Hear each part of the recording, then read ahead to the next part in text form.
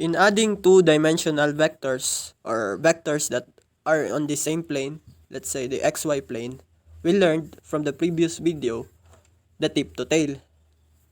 So just a review, tip to tail works like this. We have two vectors like that. We can move this vector to the end of the other vector and connect from the starting point to the towards the end and mark it as the resultant. But since, what if we have a lot of vectors included?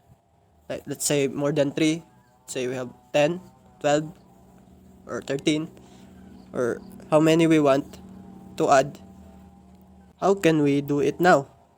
Well, I could say that we can get the sum of these two vectors, and then after that get the sum of the others.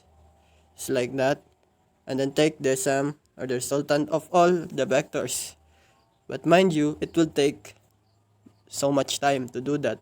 That's why in this video I will introduce you to the second way of adding vectors, which is the component method, wherein if we have two axes, say our very common to use is the xy plane, we will get the component of a force with respect to the x-axis and the y-axis. That's what we call fx, or the x component, or fy, or the y component.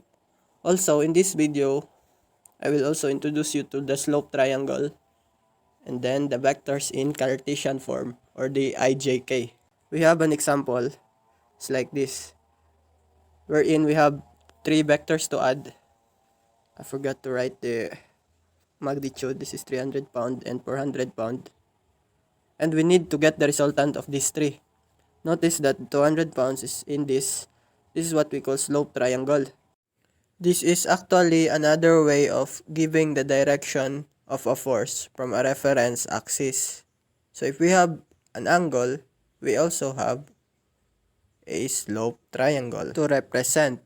To find the resultant of this, we need to consider each forces and find its x and y components. Vectors that are in ijk follow this kind of format, wherein the force is equal to the fx and then the I hat. The I hat simply means that the I direction or the x direction, j hat for the y direction, and then k hat for the z direction if it is 3D. And since we only have here two-dimensional, the format will be fx I hat plus fy j hat. This case if the angle is given.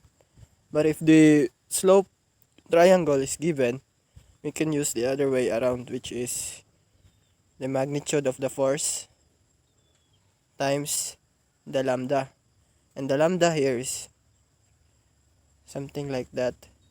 I hat coefficient, or this like this 3 I hat how many to the x direction, plus coefficient j hat, and then all over square root of coefficient of I squared plus coefficient of j squared. So that we can see this, let's try this example. Let's begin by calling the force 200 pounds as F1. And following the format, since the given is slope triangle, should have magnitude, which is 200, times the lambda, which is in the x direction, it has 3i hat. And then for the y direction, it is 4, so 4j hat. And then all over the coefficient of I, which is 3 squared, then coefficient of j, which is 4 squared. So that's it for the first force. For the second force, since the angle is given,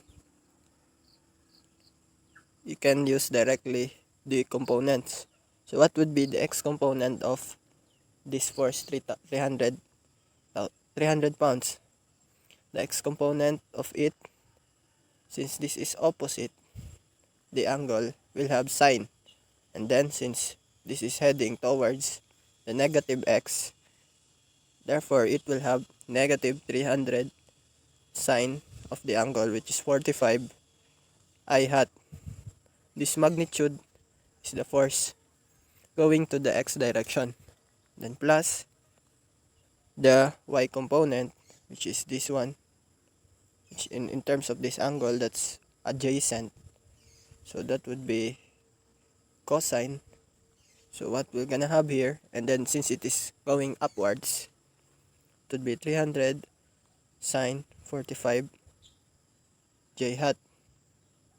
Then for the third force, F3, also it has a given angle, and since it is in the negative or quadrant 3, it will have negative x and negative y component. So the negative or the x component would be negative 400. What's this? Cosine. Then this sine. So negative 400 cosine 60 I hat minus 400 sine 60 j hat. We just basically have to add all of the x's and then all of the y's.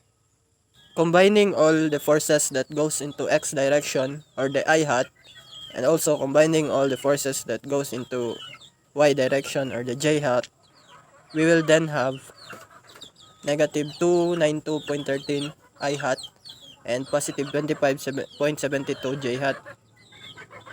Negative 292.14 I hat plus 25.72 j hat. This is actually 13 rounded to the nearest tenths, hundredths.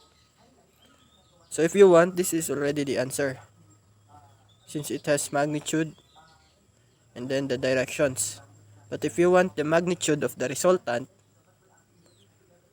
you just basically have to square this I hat and then square this j hat, add them together, and take the square root, just like this.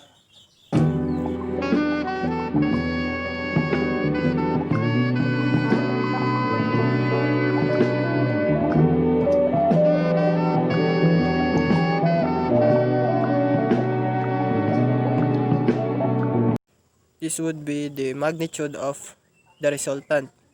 This is in pounds. This is our I hat. This is negative 292.13. And then the other one is positive 25.72. So it's heading towards or upwards. That's 25.72. Or this is actually smaller because it's only 25.72, and this is the resultant.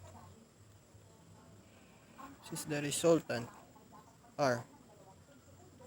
So if we want to get the angle of the resultant with respect to the x-axis, just like this, and we denote that as theta, just basically have to take the tan inverse of the opposite side, which is 25.72.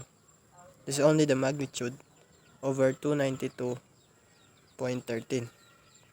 That will give us the theta. By doing that, this is, that's 5.03 degrees from here. 5.03 degrees. This is 5.03 degrees. So the complete answer and the resultant of these forces would be